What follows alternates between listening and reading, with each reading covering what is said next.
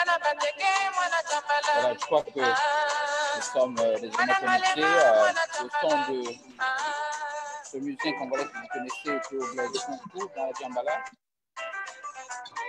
Nous sommes désormais visibles sur Facebook. Alors, je demanderai à tous ceux qui nous écoutent de nous rassurer sur la qualité du son et de l'image.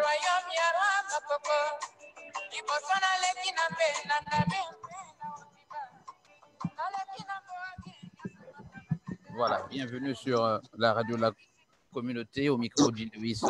Je voudrais donc demander aux auditeurs de nous envoyer des rapports d'écoute, puisque nous avons eu des problèmes de connexion la semaine dernière sur Facebook. Et donc, pour ceux qui nous écoutent, vous avez sur ces images notre ami et le député du PCT, M. José Siribina, qui est l'invité du Congo Live 11, la radio de la communauté. Mais je vous rappelle que José Siribina est également président de la fondation Ebina à Brazzaville, donc Congo-Brazzaville. Alors, c'est essentiellement à ce titre que nous l'invitons à cette émission, mais nous aurons aussi la possibilité d'aborder des questions politiques de l'heure. Alors, salut donc et bienvenue sur la radio de la communauté, monsieur José Siribina. Bonjour, John Lewis. Sur la présentation, vous avez dit que je suis président de la Fondation Ebina. Non, le président actif, c'est mon frère, Joe Washington Ebina, que je salue de Washington ici. Et moi, je suis le président du conseil d'administration de la Fondation Charles Ebina Yonvoula. Voilà, donc c'est vous êtes le président du conseil d'administration. Oui, c'est cela. Voilà. Alors, monsieur le président, je vous reçois donc à deux titres. D'abord, comme président de ce conseil d'administration de la Fondation Ebina, mais aussi comme député à l'Assemblée nationale du Congo, Brazzaville. Je vous ai reçu il y a quelques jours, non, quelques mois, j'allais dire, excusez-moi, sur cette antenne, où nous parlions déjà de cette fondation, mais aussi de l'actualité politique du Congo, Brazzaville. Alors, nous allons voir aujourd'hui si les choses, depuis cette interview, les choses ont évolué. Je rappelle que cette émission est diffusée également sur Facebook et que les auditeurs devraient nous envoyer leur rapport d'écoute sur la qualité de l'image, notamment sur le son et l'image, j'allais dire. Alors, bienvenue une fois de plus à tous ceux qui nous écoutent. Monsieur le député, vous avez... j'ai quelques problèmes ici. Voilà. Monsieur le député, vous avez deux attributions. En tant que député, est-ce que vous ne voyez pas que chaque fois que vous avez des descentes dans le cadre de votre association, il y a une espèce de confusion de rôle? Est-ce que vous l'avez vous-même constaté ou les gens vous l'ont déjà fait remarquer? Je pense que confusion de rôle, je dirais non, parce que le rôle du parlementaire est bien défini. En tant que député, le rôle est bien défini. Mais quand je descends dans le cadre de mes actions parlementaires, qui sont des actions où nous devons... Parlez un peu plus fort, je vous en... Quand je fais des descentes dans le cadre de l'action parlementaire, c'est plus pour rendre compte aux populations de la session que nous avons tenue et leur expliquer dans le cadre de la citoyenneté. Et quand je fais des descentes dans le cadre de la fondation, c'est plus dans le cadre des actions communautaires. Donc, c'est bien défini et c'est bien spécifique. Voilà, vous avez donc sur ce Zoom, ce gros plan, le député Ebina dans une tenue traditionnelle. C'est quoi? C'est quel tissu ça? C'est du raffia? C'est du raffia, oui. Ça vient du Congo ou bien vous l'avez acheté ici? Ça vient du Congo. Pour vous dire que le génie congolais est bien là. On essaye aujourd'hui de moderniser le raffia en créant des vêtements de haute couture, des vestes, des chaussures, des sacs. Hier, le raffia se portait campagne. Aujourd'hui, on essaie de ramener le raffia un peu comme les autres, des vêtements de haute couture. Donc voilà, quoi. C'est une veste totalement en raffia. Le raffia qui revient des plateaux batékés. Vous savez, le raffia, on le trouve un peu partout plus ou moins en Afrique. On trouve le raffia en RDC, on trouve le raffia à Libreville, du Mont-Gabon. On retrouve le raffia un peu en Angola. Et au Congo, on retrouve le raffia dans les plateaux, comme je l'ai dit, et puis dans l'Alekumu, parce qu'on retrouve le raffia. Donc, nous voulons valoriser vraiment notre culture et mettre la culture en avant, parce qu'un peuple qui oublie sa culture, c'est un peuple qui se meurt. Voilà, question de curiosité. Ce raffia, est-ce que vous pouvez, comment faites pour le nettoyer? Est-ce qu'on peut le laver comme un habit régulier? Il se nettoie à sec, mais comme j'ai dit, vous savez, quand vous prenez une veste chez Smalto ou chez Karl Lagerfeld, vous ne la lavez pas tout le temps. Ça se nettoie au pressing à sec, mais c'est des vêtements qui ne se salissent pas n'importe comment. C'est des vêtements bio, c'est des vêtements, aujourd'hui nous sommes à l'heure de l'écologie, c'est des vêtements biodégradables et c'est des vêtements qui restent longtemps. Mais il nous faut seulement, nous voulons que nous soyons accompagnés dans la confection et dans la vulgarisation de ces vêtements. Voilà, je rappelle que nous avons pour invité le député José Siribina, qui est de passage ici à Chicago et qui est donc dans une tenue que vous constatez luxueuse, voilà, du pays. Alors, vous allez certainement faire la promotion de ce raffia à downtown Chicago, hein? C'est prévu tout ça? Bien sûr, mais nous sommes venus là pour des contacts. Donc, nous sommes vraiment à la recherche des partenaires, parce que vous savez, aujourd'hui, le raffia, John Lewis, il est cultivé chez nous, au Congo. Il y a le palmier à raffia qui est aujourd'hui tissé par des personnes qui sont encore des personnes âgées. Les jeunes ne repartent pas vers la culture de raffia parce que le raffia ne nourrit pas encore son homme. Vous savez, on était à un salon à l'époque, on était en 2010, dans le cadre de la Goa, on nous avait commandé d'essayer de produire est-ce qu'on pouvait produire plus de 1000 pannes de raffia et les fournir tous les mois. Chose impossible. Donc, il faut qu'il y ait un accompagnement de ce côté-là pour créer, on est à l'ordre de la diversité économique, pour que le Congo soit le numéro 1 de ce côté-là. Si vous allez sur notre page raffia, vous allez voir des tenues que nous confectionnons.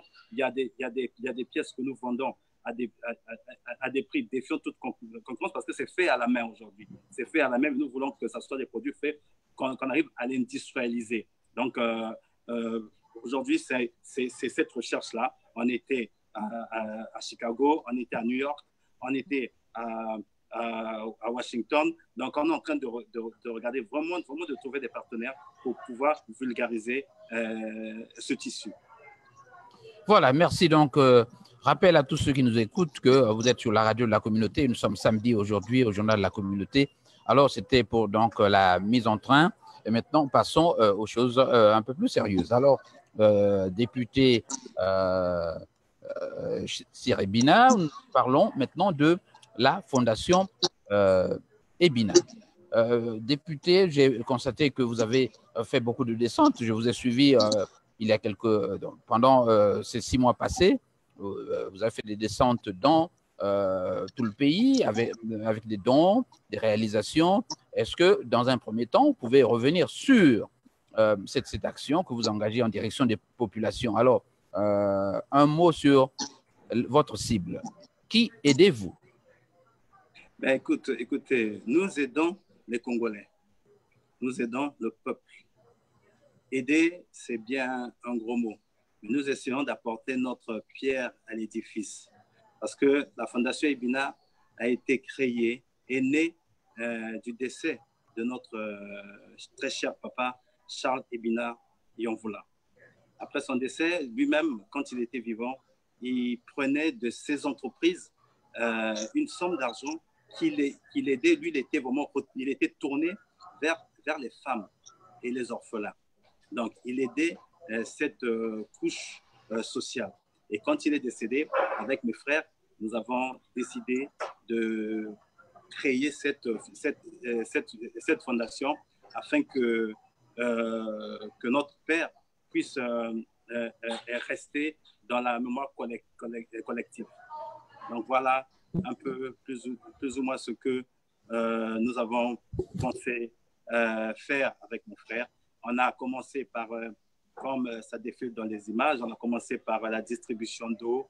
On a assisté des enfants qui sont nés avec des malformations. Donc, je salue l'ingéniosité des médecins, certains au CHU, parce que la plupart des opérations, nous, on le fait à Brazzaville au CHU. Donc, voilà, quoi, vous avez cet enfant avec une tumeur. C'est assez difficile. Et avec les partenaires, avec ce que nous avons, avec les voyages que nous, on a des dons de médicaments que nous essayons d'apporter aux populations.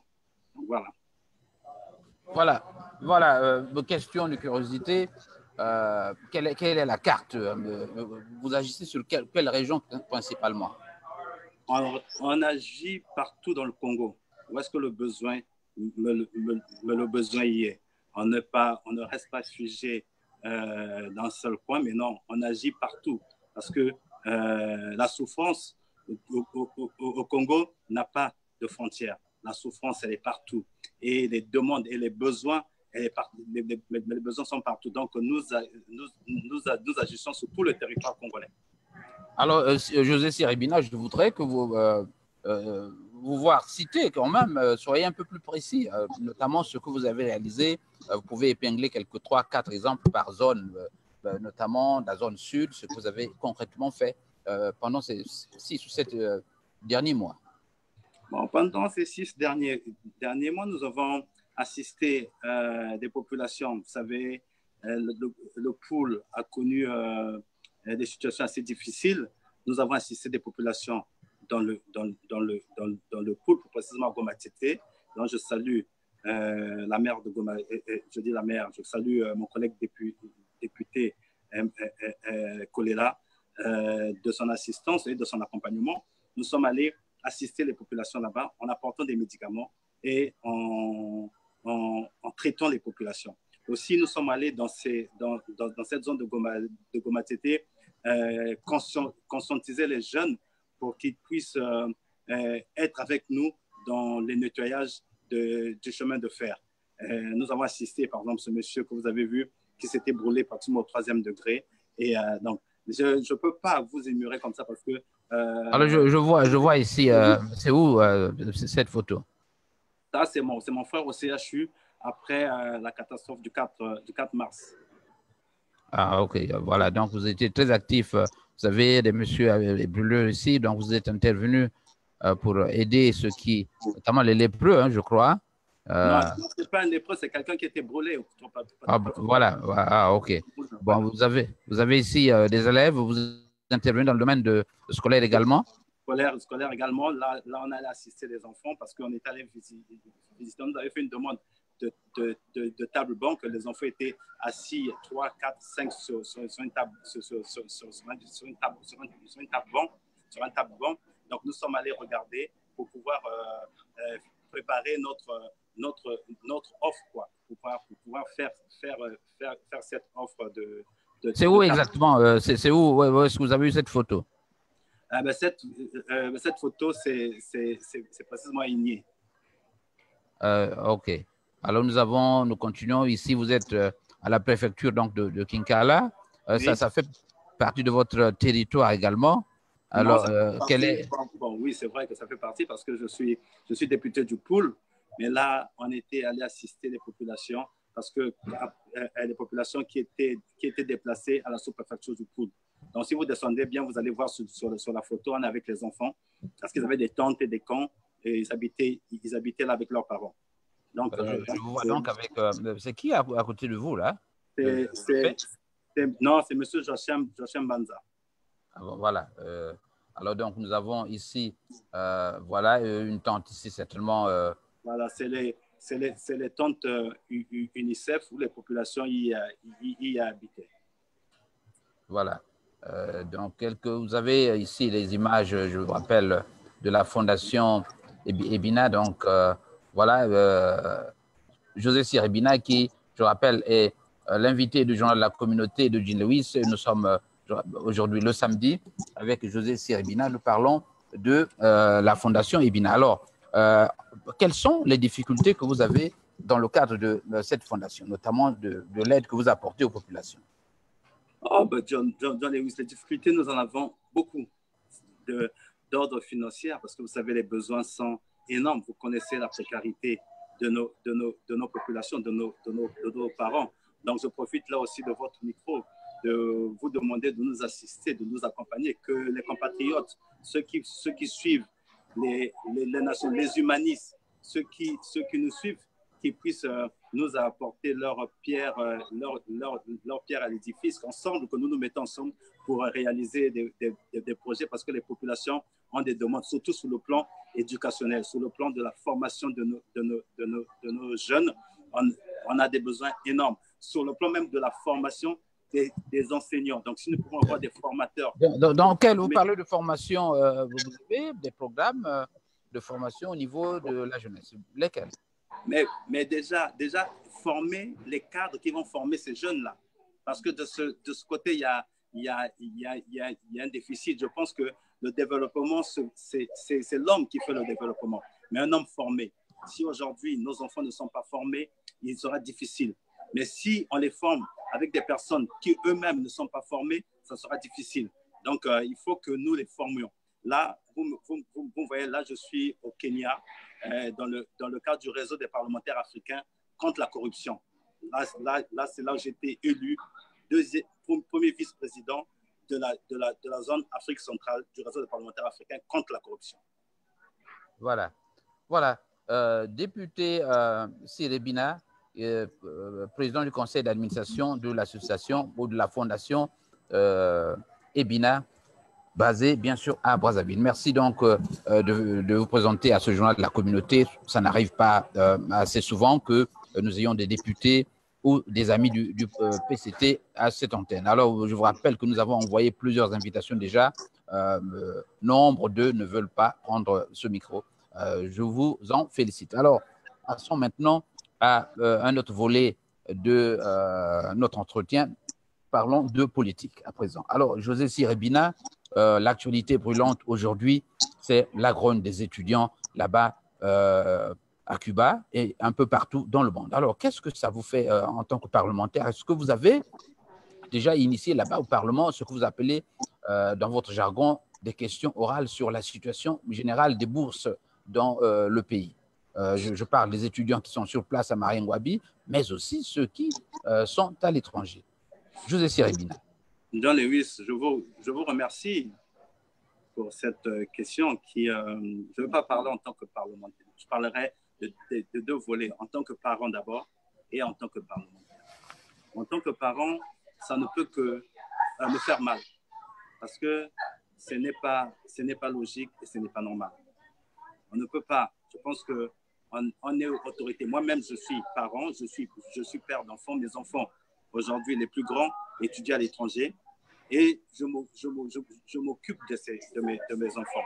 Donc, j'envoie régulièrement l'argent pour qu'ils puissent subvenir à leurs besoins, pour qu'ils puissent se prendre en charge. Alors, je ne peux pas comprendre, je parle en tant que parent, je ne peux pas comprendre qu'un État puisse laisser des enfants comme ça, sans leur bourse.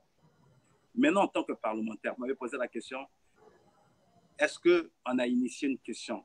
Nous avons initié, mon cabinet, on a initié une question orale là-dessus, sur la question des étudiants à l'étranger. Suite à une interpellation du collectif des étudiants justement de Cuba, qui m'ont saisi, et j'ai saisi, mon cabinet, nous avons saisi l'Assemblée. La réponse, je ne vais pas épiloguer là-dessus, puisque c'était en direct. Vous connaissez la réponse. Est-ce que vous pouvez résumer cette réponse pour nous? Moi, je ne l'ai jamais suivie. Mais la réponse était tout simplement que le ministre disait qu'on est en train de s'occuper de cette situation. Et que vous connaissez la situation du pays. Et j'avais moi-même, à son temps, fait une proposition en disant, d'accord, mais puisque vous dites que la situation du pays est catastrophique, aujourd'hui nous savons, on entend ici et là. J'avais rebondi sur la question du rapatriement des fonds détournés. L'Assemblée m'aurait répondu que j'étais hors sujet. Alors, donc, je vois mal parce que je savais qu'on devait y arriver. Parce que cette situation, en tant que parlementaire, le représentant du peuple est une situation qui fait extrêmement mal et qui discrédite le pays. Et je me réjouis aujourd'hui d'entendre qu'il y a une délégation, parce que je ne suis pas au Congo, je ne suis pas à Brazzaville en ce moment, qu'il y a une délégation qui est partie, qui devait partir aujourd'hui ou hier, qui est partie pour Cuba. Et j'espère que cette question va être réglée. Pas seulement John Lewis, pour les enfants de Cuba. Nous avons suivi sur les réseaux sociaux une maman qui a pris son avion, qui est partie au Maroc pour la situation des enfants au Maroc. Mais pas seulement ceux du Maroc, mais ceux du Bénin, ceux du Cameroun, les enfants qui sont partout. Et j'ai demandé cet état-là. Et aujourd'hui, voilà ce que nous avons. Et c'est triste qu'on est obligé, que nos enfants, qui ne sont pas des voyous, qui ne sont pas des bandits, soient obligés de passer par la violence pour réclamer leurs droits.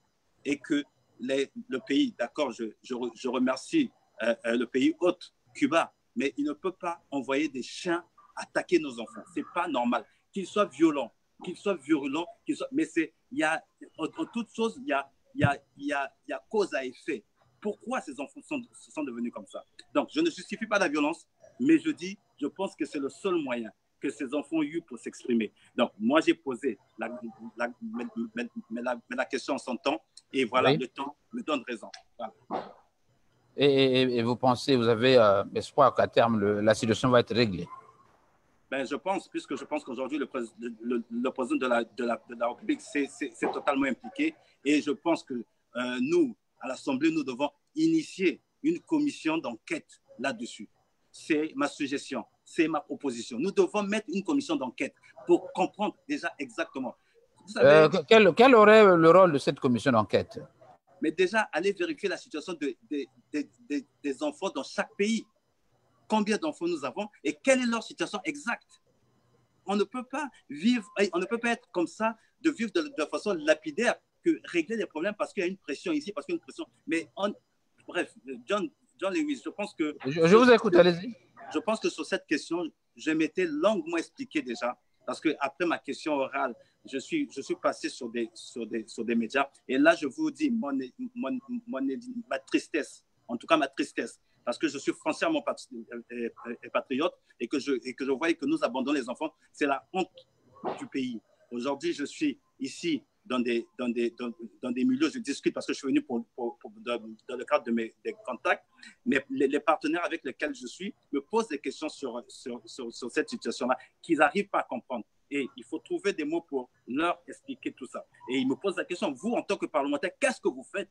Vous voyez, qu'est-ce que vous faites? Mais nous, on fait ce qu'on fait. Vous savez, il y a séparation du pouvoir. Et là, ça concerne l'exécutif et non le législateur. C'est l'exécutif. Voilà.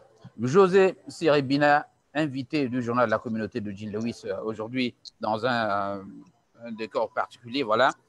C'est samedi aujourd'hui, il fait beau temps ici à Chicago.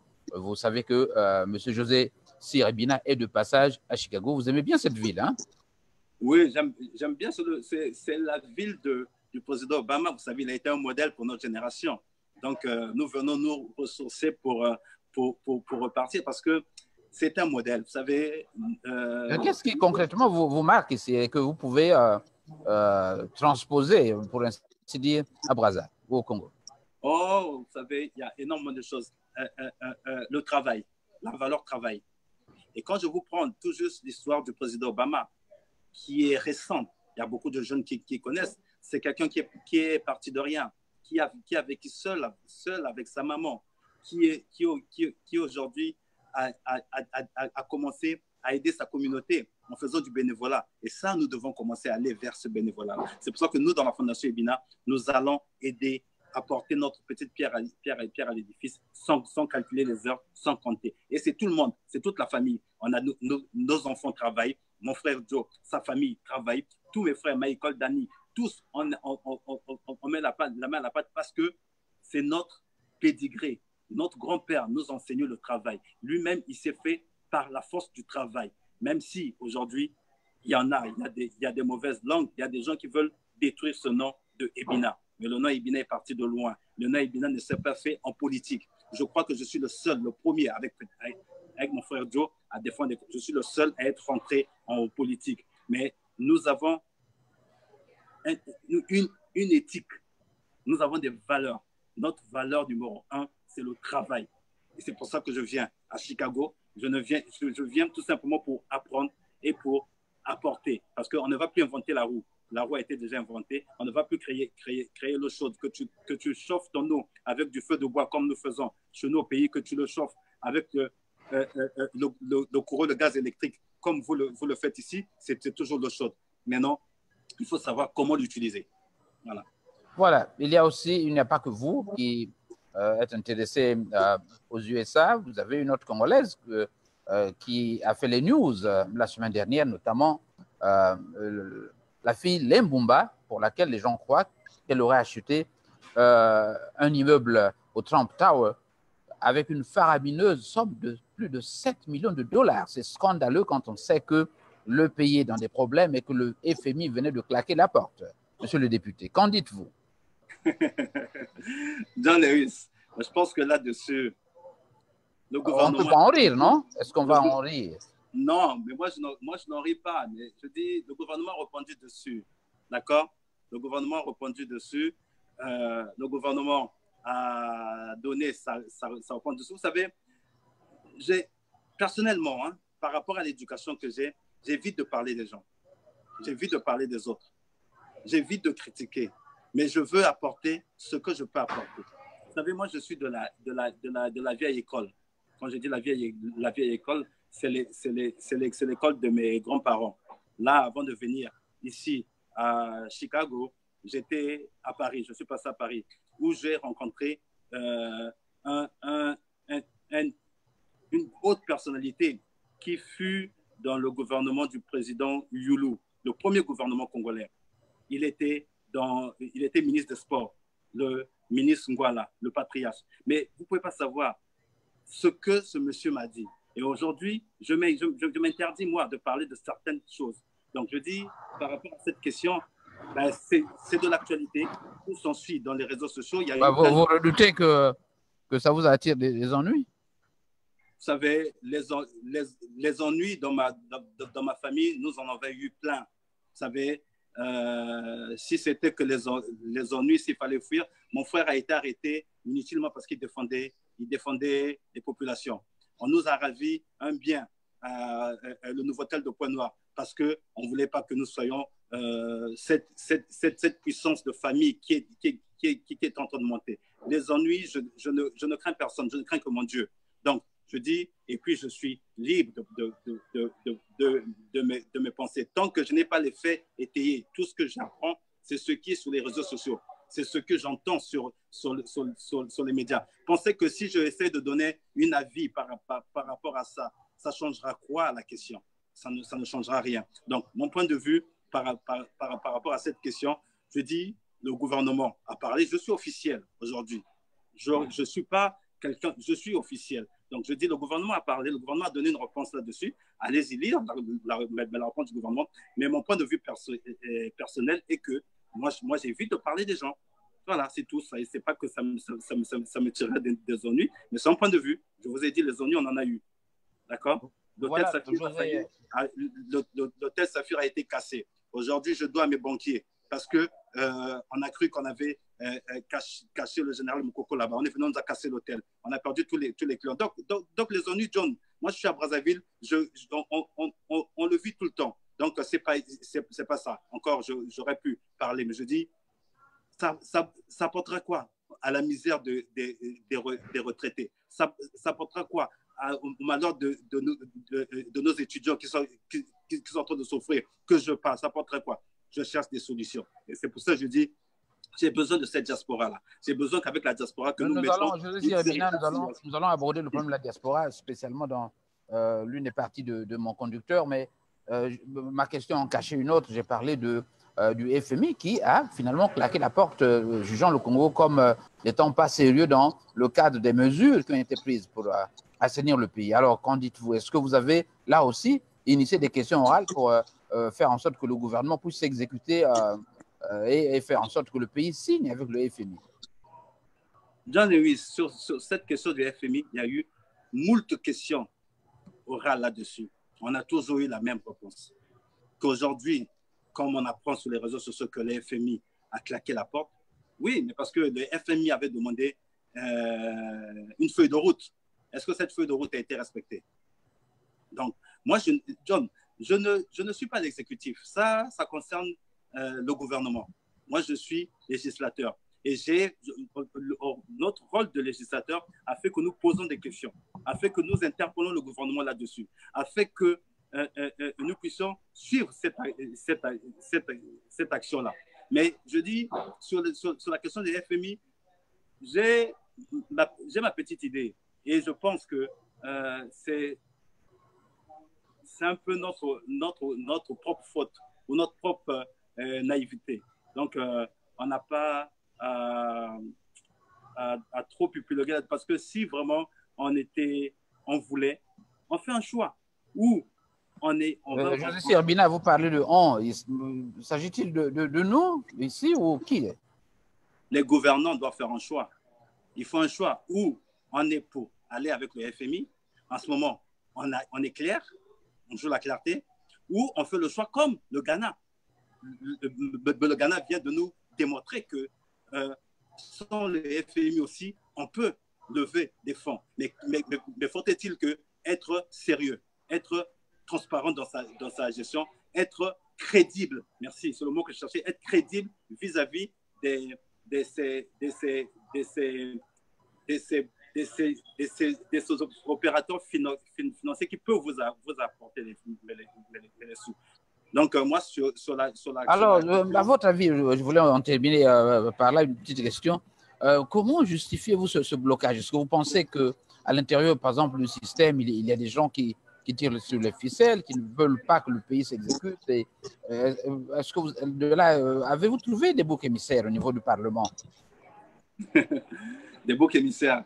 Non, je ne vous dirais pas des boucs émissaires, mais moi, je parle des faits. Des faits payés. Le FMI a demandé une chose, l'audit de la SNPC. Est-ce qu'elle a été faite? Donc, si déjà de ce point-là, c'est un point bloquant. Donc, John, mais pourquoi un épilogue? Donc, pour moi, je dis, ça, c'est un point bloquant. Donc, on a posé la question là-dessus. Le ministre des Finances nous a répondu que cet audit va être fait.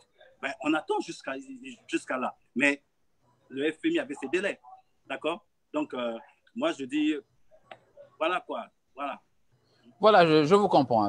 Radio Congo Live en Chicago, la radio de la communauté. Nous sommes samedi. Je rappelle que nous avons pour invité le député José Sirbina, qui revient donc sur cette antenne après quelques mois. Et avec José Sirbina, nous parlions de son association, la fondation Ebina. Et maintenant, nous abordons le problème de l'actualité politique au Congo-Brazzaville. Alors, José Sirbina, nous avons nous reviendrons sur la diaspora, mais je voudrais d'abord parler d'une autre actualité, donc d'un fait, d'une décision ministérielle qui aurait suscité un tollé un peu partout, ici dans la diaspora, mais aussi dans le pays, notamment le problème de la rente foncière. On a parlé du ministre Mabiala qui a été présenté comme expropriant les populations s'agissant d'une taxe foncière. Est-ce que vous pensez que cette taxe, la figure qui est dans la loi de finances, a été débattue au Parlement, ou elle a juste été glissée ou insérée dans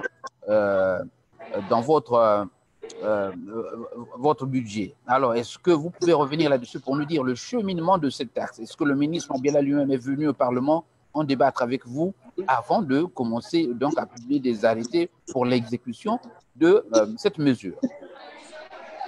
C'est une loi. Elle fait partie de la loi de finances. Je ne me rappelle même plus de quelle loi de finances. Mais on a débattu de cette loi-là à l'Assemblée, je crois, pendant si je me trompe pas, pendant la 13e législature. D'accord? Et aujourd'hui, il fallait, vous savez, quand une loi est débattue, votée, et pour qu'elle rentre en application, il faut qu'il y ait les décrets d'application et que le chef de l'État la promulgue. Une fois que, donc je dis bien, on a débattu là-dessus pendant la 13e législature. Donc, je vais, parce que là, on est dans la 14e législature, donc la législature passée. Donc, cette loi a eu le temps de faire tout le cheminement jusqu'à aujourd'hui à faire cette campagne. Parce que je salue même la démarche du ministre Mabiala. Parce qu'il a d'abord commencé par sensibiliser les populations sur la loi en l'expliquant. On voit bien, il y a certaines lois qui sont prises et mises en application tout de suite comme ça. Je voudrais d'abord revenir sur la quintessence même de cette loi. Est-ce que vous pensez que pour ces populations-là, cette loi a sa raison d'être? Mais écoutez, nous, on l'a voté. Moi, je pense que cette loi-là a ses raisons d'être. John Lewis, vous savez... Vous ne redoutez pas qu'à terme, il y a des gens qui finiront par perdre leur propriété à cause de cette loi? John Lewis, c'est l'impôt. Ce n'est que l'impôt. Mais quand tu vois bien dans le fond, mais c'est pas trop cher aussi. Tu vois, c'est pas trop cher. Les gens ne perdraient pas leur propriété. Vous savez, moi je suis pas de celui qui pense que il faut que nous ayons des titres fonciers individuels. Vous savez, moi je suis né au village, j'ai grandi au village. On savait dans le village, voilà, cette portion de terre appartient à X ou à Y. D'accord? Et s'il fallait, parce que pour des raisons qu'aujourd'hui, on fait des titres fonciers, pourquoi? Pour protéger sa propriété. Mais on est africain. L'Africain, on a des us et coutumes.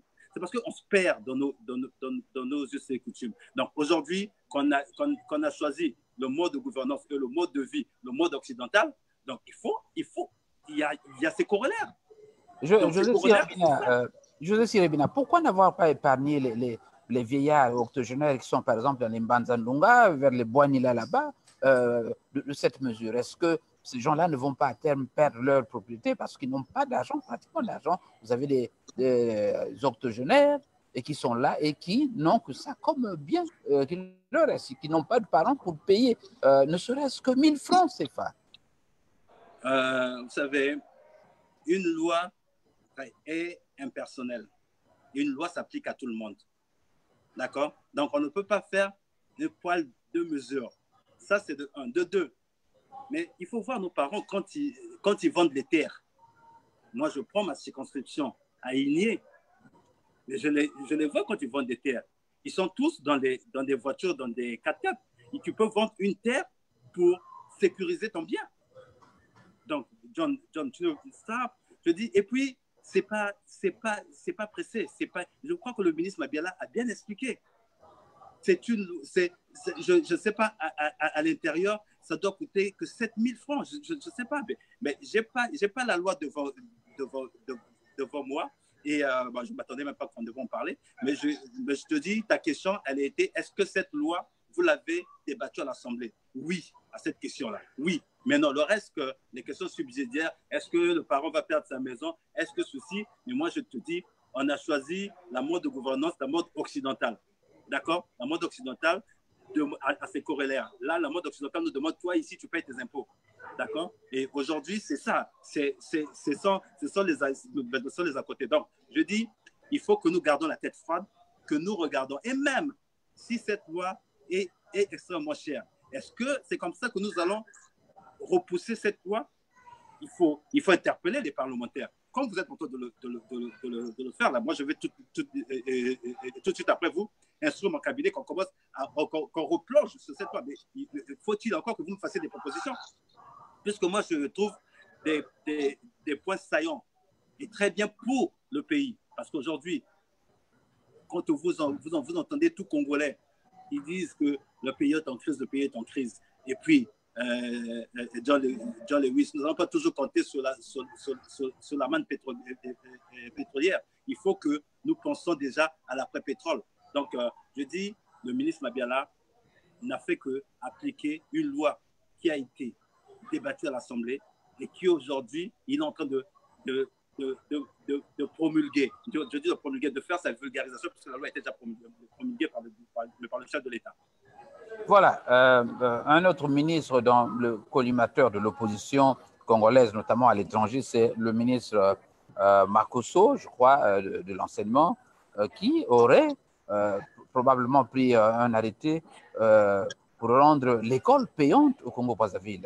Ça, c'est scandaleux pour nous quand on sait que l'école est réputée gratuite au Congo-Brazzaville. Qu'en dites-vous? Moi, je pense que là-dessus, une aberration. Une aberration. Et là aussi, encore, l'Assemblée a fait son travail par l'entremise de l'honorable Etiale Loa qui avait interpellé le ministre là-dessus. Et même la séance tenante, le Premier ministre avait demandé à ses deux compères de retirer cette loi, de retirer cet arrêté, parce qu'un arrêté ne peut pas être au-dessus de la Constitution, parce qu'on a une loi fondamentale qui dit que l'école est gratuite au Congo. Alors donc, on ne peut pas aujourd'hui demander à nos parents de payer les études. Moi, je m'inscris en faux et moi, je ne suis pas d'accord. Et dans ma circonscription, nous faisons des débats là-dessus parce qu'on dit que ce n'est pas possible. D'accord? Et voilà, nous, on a interpellé et on a demandé de retirer. Et même là, je dis, s'il fallait le faire, je trouve que la méthodologie est assez caduque parce que c'est le ministre, les deux ministres, plus une association, fut-il des parents d'élèves, qui se sont arrogués et puis qui ont sorti cet arrêté-là. Si vous rentrez dans le fond, c'est assez triste. Moi, je dis, je préfère. Dans le fond, qu'entendez-vous par entrer dans le fond? Mais entrer dans le fond, selon les informations dont j'ai glané, cet argent qui est payé par les parents, je prends par exemple le cas de ma circonscription d'Igné ou de Banzandunga ou de Bokosongo ou de Djombala ou de Madingu. Cet argent remonte à Brazzaville et de Brazzaville, on refait une distribution. Moi, je dis non. Cet argent devait, s'il fallait pour aider l'école, mais il fallait aider l'école rurale parce que les parents, ils n'ont pas déjà assez. Tout à l'heure, vous êtes en train de dire sur la taxe foncière, ils n'ont pas les moyens. Et là encore, ils vont payer pour un enfant au CP 2500, au collège 5000, au lycée 10 000. Attends, c'est catastrophique. Moi, je m'inscris en faux et je dis non par rapport à cette loi. Nous avons débattu là-dessus. Nous avons soutenu que cette loi devait être retirée. Mais non, il faut que le gouvernement s'exécute. Voilà. Voilà, merci José Siribina. Nous allons donc terminer cette émission par la diaspora, le PCT et je crois le président Denis Sassou Nguesso lui-même. Alors, José Siribina, depuis quelque temps, il y a là des recherches de solutions à la paix, notamment au dialogue, j'allais dire, mais on constate dans le même temps que les gens du PCT dont vous faites partie se précipitent à faire déjà la campagne de 2021, donc de 2021, vous êtes déjà en campagne. Est-ce que vous pensez que cet esprit-là est de nature à pacifier les choses, à arranger les choses au pays? Est-ce qu'on ne va pas vous taxer de fuir la démocratie ou d'éviter, j'allais dire, la démocratie? Il y a des gens qui croient même que vous êtes des égoïstes, c'est-à-dire que vous vous accrochez à la chose publique et vous ne voulez pas que les autres en jouissent. Qu'en dites-vous? John Lewis, moi je vous reposerai une question. Donnez-moi le nom d'un membre du Parti congolais du travail qui a commencé à faire la campagne du président Sassou pour 2021. Donnez-moi un seul nom. Aujourd'hui, on est en train de s'atteler. Je pense que les choses aillent mieux. Moi, par exemple, je me bats sur des questions éducationnelles, sur des questions de sécurité des populations, sur des questions de l'amélioration de la qualité de vie des populations. Donc, je ne sais pas quel est le camarade qui a commencé la campagne. Donnez-moi un nom et à ce moment-là, je vous répondrai par rapport à lui. Mais moi, je ne sais pas. J'ai une question. Est-ce que, à ce jour, le député Siribina, est-ce qu'il est opportun ou légitime, j'allais dire, de parler d'élections quand on sait que vous avez encore, avec ces autres-là, des problèmes à régler, notamment les gens de la diaspora et même ceux qui sont sur place de l'opposition? Est-ce que vous croyez que le temps est venu de poser le problème de l'élection 2021? Vous savez, dans votre lecture, vous avez parlé du dialogue. Nous avons le Haut Conseil du dialogue qui est géré par le le ministre, l'ancien Martin Bemba, qui est installé aujourd'hui. Mais je vais revenir à vous. C'est pour ça que j'aime bien venir dans ce pays de Langsam, ce pays de liberté. D'accord? On est en train de parler de mi-mandat du président Trump. On est à mi-mandat. Mais vous savez dans quelles conditions le président Trump a été élu. On a vu des manifestations ici et là. John, aujourd'hui, ça s'est arrêté parce qu'il y a un pouvoir qui est installé et un pouvoir qui est assis. Au contraire, moi, je vais appeler à nos amis de l'opposition de s'organiser pour 2021, de se préparer plutôt pour 2021, de se préparer pour les élections. Parce que pour moi, une élection se prépare dès que la première élection est finie. C'est comme ça que je vois les choses. Parce que tout ce que nous faisons pendant le mandat, c'est pour préparer l'élection future. Parce que si on est des démocrates, donc, le dialogue, comme vous l'avez... L'opposition croit que vous donnez, aller aux élections maintenant, c'est vous donner la possibilité de prendre un autre mandat. John, gratuitement, alors. La Constitution le permet, non?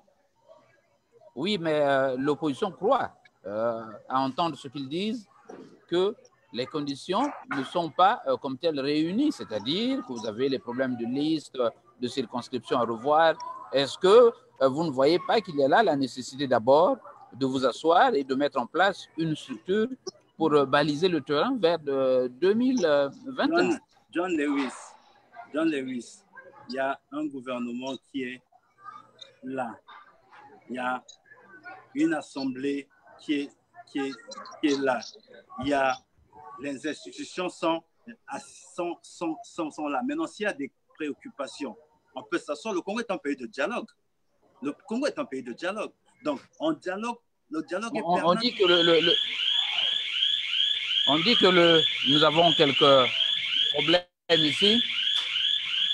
Toutes nos excuses pour ce bruit. Alors, on dit que le PCT, par essence, est réfractaire à un dialogue sincère. Est-ce que vous croyez que vous, au PCT, vous avez déjà engagé un débat là-dessus pour faire en sorte que désormais vous gériez le pays dans la sérénité et la transparence? C'est celui-là le problème. Est-ce que vous avez engagé un débat interne au PCT pour poser ce problème? Des craintes. Pourquoi les gens ne vous considèrent comme des gens réticents ou réfractaires justement au changement? Vous savez, quand on veut noyer son chien, on l'accuse de rage. D'accord? Le PCT est accusé de rage. Moi, je dis au contraire. Moi, je dis que ce sont les hommes qui ont la réflexion. Réfléchissant, ceux qui pensent, ceux de l'opposition, et puis qui pensent que le PCT est réfractaire. Parce que ce qui sera juste et droit, c'est ce qu'eux, ils vont dire. Donc, arrêtons un peu ce jeu de ping-pong là. On a un pays à bâtir, on a un pays à construire, on a des populations qui souffrent. Nous avons des questions sociaux importantes. Donc, nous devons nous lever pour ces questions-là. Nous devons nous mettre réellement au travail au lieu d'être tout simplement en train de regarder PCT. Oui, John, moi je veux bien que nous parlons de politique, mais que vaut la politique sans l'économie? Rien. Donc, que veut la politique sans la formation? Rien. Parlons de la formation de nos populations. À ce moment-là, nos populations auront les vraies valeurs pour choisir les personnes qu'ils veulent. Mais tant que tous ces partis politiques-là, donne-moi un seul parti, au lieu d'être là tout le temps indexé, le PCT, un seul parti qui forme ses militants. Donc, arrêtons. On a des vrais problèmes. On a des problèmes de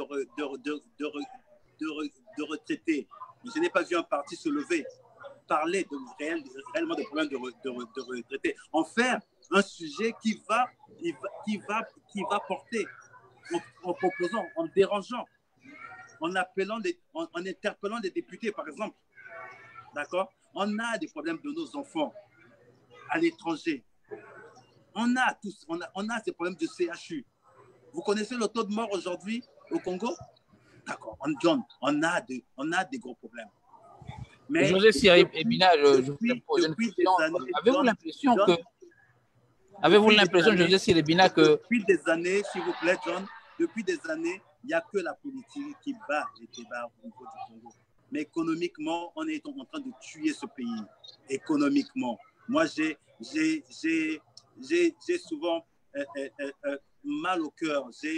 Quand je descends au sein de famille, quand je vois la souffrance de nos populations, oui, on veut trouver un bouc émissaire. C'est facile de trouver un bouc émissaire. Mais moi, je me pose toujours la question, comment nous devons faire pour nous en sortir de cette situation-là? José Sirébina, est-ce que vous pensez que les gens de la diaspora sont des gens de mauvaise foi comme tels? Comment vous jugez leur position? Non, John, Vous entendre là-dessus. Non, je ne pense pas que les gens dans la diaspora, nous avons du pédigré, nous avons des gens qui sont merveilleux. Et moi, j'ai toujours dit que si on pouvait vraiment mettre une vraie synergie avec cette graine de la diaspora, je crois qu'on sortirait un Congo meilleur. C'est vrai qu'il y en a beaucoup qui ont fait un combat, qui ont fait le retour vers le pays et ils ont été déçus. Oui, et parce qu'ils se sont entourés des personnes véreuses et des gens qui ne voulaient pas ou même qui les craignaient. Ces gens-là les craignaient parce que ils savaient qu'ils avaient de la compétence. Donc, il fallait les décourager. Mais moi, je dis, il ne faut pas se décourager. Il ne faut pas accepter. Il ne faut pas leur donner raison. Il faut se lever. Tu sais, John, le succès de la réussite, c'est 10 échecs. Donc, même si on tombe 10 fois, relevons-nous. Et le succès, c'est l'apanage de ceux qui croient et de ceux qui sont téméraires et de ceux qui continuent. Je suis là, je suis la preuve patente. Je suis un jeune de Congo, un Congolais de l'étranger. J'étais à Paris, j'ai fait des petits boulots, mais j'ai fait le choix de rentrer. J'ai fait le choix de rentrer au Congo, ce n'était pas facile. La preuve encore, au décès de notre père, l'État nous a mis à genoux en nous ravissant un bien. Là encore, après les élections, on est venu nous casser l'hôtel parce que soit disons que le général Mokoko était chez nous. Et aujourd'hui, j'ai une pénibilité à payer mes factures, à libérer mes travailleurs, à payer mes clients parce que tous mes clients sont partis parce qu'on a fait une cabale, que c'était l'hôtel de l'opposition, tout ça. Mais je ne leur laisse pas le temps, je ne leur donne pas raison, John. Et ça m'enrage parce que je dis, mais on a des leaders qui sont ici. Vous, John, vous êtes un leader. Parce que dans la tête de chaque jeune Congolais, quand il a un parent qui est en Europe, qui est à l'étranger, il dit celui-là a réussi. Mais qu'est-ce que ce parent fait par rapport à ce jeune? Il doit le conseiller pour aller à l'école. Il doit le conseiller d'étudier. Il doit le conseiller en lui disant, si tu réussis, moi je t'enverrai ça parce que tu auras réussi. À ce moment-là, on aura des cadres, on aura des gens qui n'appellera pas, excuse-moi l'expression, certains voleurs de Mopao. Parce que aujourd'hui, je suis fils de commerçant. Et je sais la pénibilité de construire une maison. Je connais. Même si aujourd'hui, le prix du ciment a baissé parce que le gouvernement a fait un travail, on a plusieurs usines. Mais, John, on ne peut pas être ministre et construire 5-6 buildings. Aujourd'hui, les plus riches du Congo, c'est ceux qui sont dans les régies financières. C'est ceux qui sont au gouvernement. Bah, le Congo va où? Donc, moi, j'ai un coup de gueule, mais je dis, ce n'est pas de leur faute. Ils ont fait ce choix-là. Mais nous, quel est le choix que nous faisons? Faisons un autre choix. Mais il y a des gens merveilleux que je reçois à l'hôtel Saphir qui viennent avec des équipes de médecins parce qu'ils ne veulent plus être à l'apanage ou à la remorque des politiques, mais ils viennent aider les populations. Ils viennent apporter la santé, ils viennent apporter l'éducation. Et ces gens-là, je travaille avec la Fondation, travaille avec ces personnes qui viennent nous aider à construire des écoles, qui viennent nous aider à former les enseignants. Et c'est ça, ce n'est que la formation de l'homme, John. C'est ça qui nous fera avancer. Et c'est pour ça que j'appelle à la diaspora. J'aime pas ce mot de diaspora qui est péjoratif. J'appelle aux Congolais de l'étranger, sinon aux expatriés congolais, de venir ensemble. Nous avons ce pays, ce beau pays que nous devons bâtir ensemble. Voilà, nous allons terminer par... j'ai constaté il y a quelques semaines que vous venez de publier un hebdomadaire d'information. Alors, est-ce à dire que les organes de presse qui sont là-bas ne diffusent pas une information de qualité ou y a-t-il des déficits d'infos que vous voulez combler à partir de la diffusion de ce journal? Vous découvrez des talents de propriétaires d'un hebdomadaire. Est-ce que vous pouvez nous parler du but que vous visez en publiant cela? Ben, merci, John, de l'occasion que tu permets de parler de l'hebdomadaire l'Horizon africain. L'Horizon africain est né tout simplement du projet que nous avons bâti ensemble avec mon cher ami et frère Joachim Banza. Parce que nous avons sillonné ensemble les fonds fins du Poul, les fonds fins des plateaux. Nous avons sillonné en un mot les 12 départements du Congo. Et nous avons écouté les populations. Nous avons remarqué que les populations, il leur manquait un instrument pour s'exprimer. Et nous avons pensé, vu que lui-même, c'est quelqu'un de la presse, c'est un journaliste chevronné, on a pensé mettre cet hebdomadaire en place avec un but d'être demain un bi-hebdomadaire. Demain, comme l'hasard du calendrier, notre hebdomadaire aura un mois, tout juste un mois, parce qu'il a été créé le numéro 001. Nous l'avons lancé le 14 mars dernier et aujourd'hui, demain, on sera le 14 avril, on aura un mois. Et pour l'instant, on se bat avec les moyens de bord. Quelles sont les rubriques qui prédominent là? Ben, on parlera, c'est un tabloïd où on parlera de la religion, où on parlera du sport, où on parlera de l'économie, où on parlera aussi de la politique, parce que le Congolais est très politique, où on parlera de la politique, où on parlera de la société, de la culture, où on parlera de la culture. Et surtout, on va donner la parole aux départements. Nous allons aller dans nos départements. Nous allons avoir des correspondants dans nos départements. Donc, je t'appelle John de t'abonner, ou j'appelle les auditeurs de la radio communautaire canadienne de s'abonner à cet hebdomadaire, parce que vous allez avoir des nouvelles des départements. On vous parlera de la réalité des Congolais, de leurs peines, de leurs souffrances, de leur joie, de leur tristesse. Donc, on parlera de tout ça. Mais tout simplement parce que nous avons voulu que ce journal soit un journal des Congolais, proche des Congolais. Aujourd'hui, on est publié à 1000 exemplaires, on est tiré, si vous voulez, à 1000 exemplaires. L'ambition, c'est d'atteindre plus. Il est distribué dans tout. Là, on a commencé à Brazzaville et puis à Pointe-Noire. Et puis, en Afrique, c'est la RDC à côté des gens qui ont commencé. Du point de vue, José Siribina, du point de vue de la publication, est-ce qu'au niveau de la rédaction, vous avez vous-même un droit de regard sur tout ce qui est publié? Est-ce que les gens ne vous soupçonnent pas de faire de la censure? Non, mais je regarde. Mais je fais confiance à Joachim Banza parce que c'est un fin connaisseur. Vous savez, nous avons il nous manque, dans ce que nous faisons, il nous manque de confiance et de fiabilité. Mais moi, je fais confiance. Je fais confiance. J'ai le droit de regard, mais j'arrive aussi parfois à la conférence de rédaction. Nous parlons, nous choisissons des sujets, mais on ne pratique pas la censure. On évite d'être ce journal qui passe son temps à injurier. On veut être une force de proposition, une force d'écoute. Et c'est pour ça que nous voulons être proches de nos populations. On veut être proche des populations parce qu'elles ont besoin de parler. Elles ont besoin de parler. Donc, c'est vraiment ça le but. C'est ça l'objectif. Est-ce que ceci est un coup d'essai ou vous avez une petite expérience dans le domaine? Je suis un manager. Vous savez, c'est une entreprise que nous avons créée. D'accord? Et une entreprise se crée, on n'est pas sachant partout. D'accord? On s'entoure des sachants. On est en binôme avec Joachim Banza, qui est chevronné à la matière. D'accord? Moi, sur le plan de la gestion, oui. Donc, moi, je vais m'occuper de ce côté-là, de cette partie, et Joachim s'occupera vraiment que nous soyons un vrai journal, pas un torchon, pas un chiffon, s'il vous plaît, mais on veut être à l'image des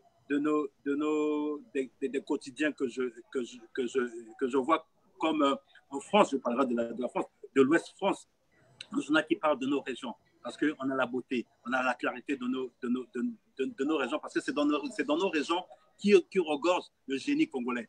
Mais les Congolais de l'étranger aussi, eux aussi une région du Congo Brazzaville. Donc, on vous donnera aussi la parole. On vous donnera la parole parce qu'on a besoin de vous. On a besoin de vous pour que nous puissions bâtir le Congo ensemble.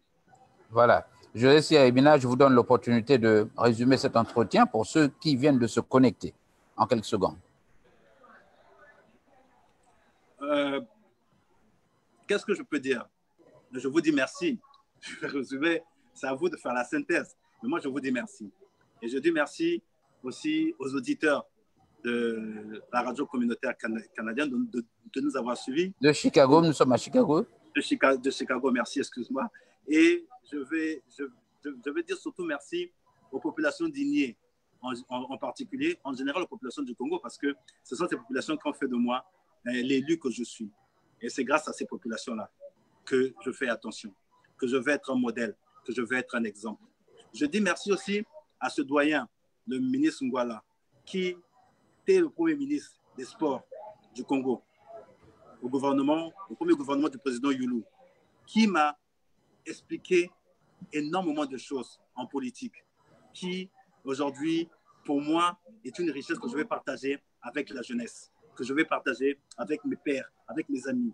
Donc, je dis merci à vous, John Lewis, et à tous mes amis de Chicago, parce que nous avons besoin de bâtir le Congo. Mais je dis merci à ces Congolais de l'étranger. N'oubliez pas, vous êtes des leaders. Travaillons ensemble. Parlez à cette jeunesse. C'est votre rôle. On a tous un devoir.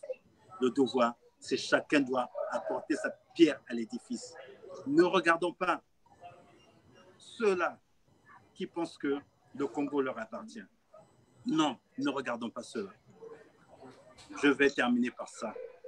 Et c'est d'un ami et d'un frère. L'ADN du temps, c'est le changement. L'ADN du temps, c'est le changement. Merci. José Siré Ibina, merci. C'est moi. Ciao.